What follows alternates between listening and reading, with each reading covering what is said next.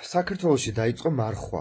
მოკლედ ახლა ეს მარხვა არის განსაკუთრებით კომიკური მდგომარეობა საქართველოში, იმიტომ რომ აუცილებლად წააწყდებით სუფრასთან ადამიანებს, რომლებიც ვაიმე მარხვაზე არიან და ვაიმე ხორცს ვერ შეჭამს და იქ რაღაცა მაღაზიებში იმატებს სამარხო ნამცხრების და სამარხო შაურმების გაყიდვა და რა თქმა უნდა ხა ცხადია ამ ადამიანებმა არიციან რა არის მარხვა სინამდვილეში და საქართველოს უბედურება და ტრაგედიაა ის რომ 95% ქრისტიანია, მაგრამ ჩაატარეთ უბრალოდ ექსპერიმენტი რა, მიდით და კითხეთ აბა ქრისტიანობა რა არის, პასუხს ვერ გაგცემენ. თავის ცხოვრებაში ერთხელაც კი ადამიანებს სახარება არ აქვს საკითხული, მარხულობენ, ოღონდ მარხვა რა არის არიციან, წარმოიდგინეთ. მარხულობენ თანაც დიეტით, ეს ხო რაღაცა ტრაგედია ასეთ დონეზე როგორ უნდა გააპრიმიტიულო ქრისტიანობა, დიეტით მარხულობენ, თანაც თვალში წვეტებს ამოგიყვანენ ამ თავისი მარხვით, ისიც არიციან რომ მარხვა არის საიდუმლო. არ შეიძლება მარხვის საიდუმლოს გათქმა, როგორც კი გათქვამ დამთავრებულია ეგ შენი მარხვა, ფარისეველი ხარ, ხვდები? სახარებაში წერია შავით თეთრზე ისინი ვინც დგანან ქუჩის კუთხეებში და სინაგოგებში და საჩვენებლად აკეთებენო, აქვე მიიზღავენ თავენ საზღაურსო. შენ კი როცა ლოცულობ ან მარხულობ, შეიკეტე კარი, შედი შენს ოთახში, შენს პირადში შედი და იმარხულე და ილოცე შენთვის დაფარულშიო, ნათქვამია, ხვდებით? არა თუ ვიღაცამ უნდა გაიგოს მარხვის შესახებ, თუ მიდიხარ სადმე და არ არის შენთვის შესაბამისი იქ საკვები ან რამე, ის არა თუ უნდა შეიმჩნიო, არამედ ის შეგიძლია შეჭამო, რაც იმ ოჯახს აქვს, ოღონდ ოჯახი უხერხულობაში არ ჩააყენო, ჩააყენებ და დამთავრებულია იქვე შენი მარხვა, ან რას ემსახურება საერთოდ ეს მარხვა?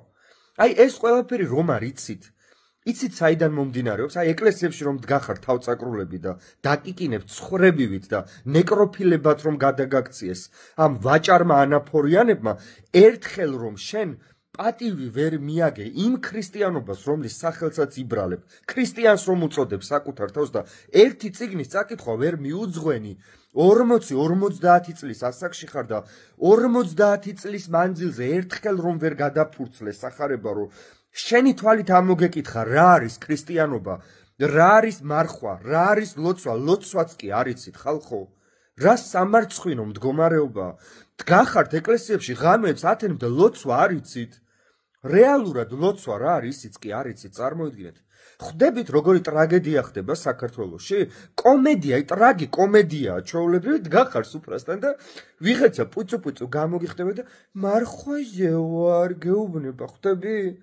ის ხორცს არ ჭამს. აი ესეთი ტრაგედიამდე არის დასული საქართველოს უბედურებაა ზოგადად ეს, რომ გულზე კიდიათ ჯვარი, ზოგს ოქროს და რაღაცა ბრილიანტებით მოპირკეთებული ჯვრები კიდიათ გულზე და კაცი რომ მოვიდეს თქვენთან კითხვა დაგისვათ ქრისტიანობა რა არისო, პასუხს ვერ გასცემ, იმიტომ რომ შენით არც დაინტერესებულ ხარ არასდროს, რომ მოდი ერთი წავიკითხო ის სახარება, კაცო, იქნება არასწორად ვარ, იქნება რაღაცა ვერ გამიგია, სწორად იქნება მატყუებს ის მღვდელი, ჩავიხედო ჩემი თვალით იმ სახარებაში, რას მასწავლის, რას ქადაგებს ქრისტიანობა, რა არის იგივე მარხვა, რა არის იგივე ლოცვა, როდის ვარ მე ქრისტიანი და ნუ თუ ასეთი მარტივია ქრისტიანობა, რომ დიეტებით ვიყო ქრისტიანი?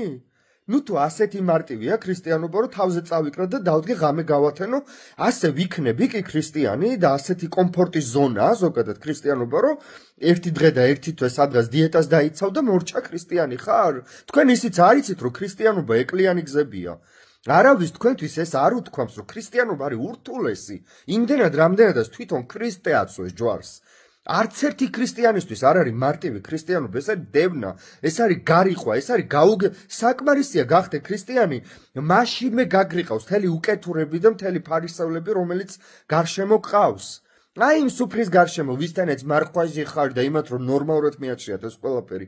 იმ ზუსტად ის უკეთურები გაგრიყავენ, როგორც კი ნამდვილი ქრისტიანი გახდებ. იცით ეს ყველაფერი, არ იცით.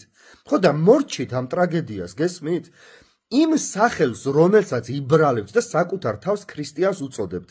მიუძღვენით ერთი პატარა წიგნის წაკითხვა, რომელსაც 2 დღე არ სჭირდება. წაკითხვაზე ვლაპარაკობ, უბრალოდ რომ ის მაინც კონდეს სათქმელი, რომ მე ვცადე და წავიკე, ოღონდ ახალ ქართულ ენაზე და არა ძველ ქართულზე, იქ გაუგებარ ენაზე არ გელაპარაკებთ, ახალ ქართულ სახარებაზე გელაპარაკებით, რომ გაიგოთ შინაარსობრივად. ერთხელ ის მაინც რო გქონდეს სათქმელი რომ მე ვცადე წაკითხო და წაიკითხე დაამთავრე ის წიგნი ბოლომდე გადი იქნებ რას კითხულობ და იქნებ რას აღმოაჩენ შიგნით იქნებ როგორი შემცდარი ყოფილხარ ნუ თუ კითხვა ამაზე არ უნდა გიჩნდებოდეს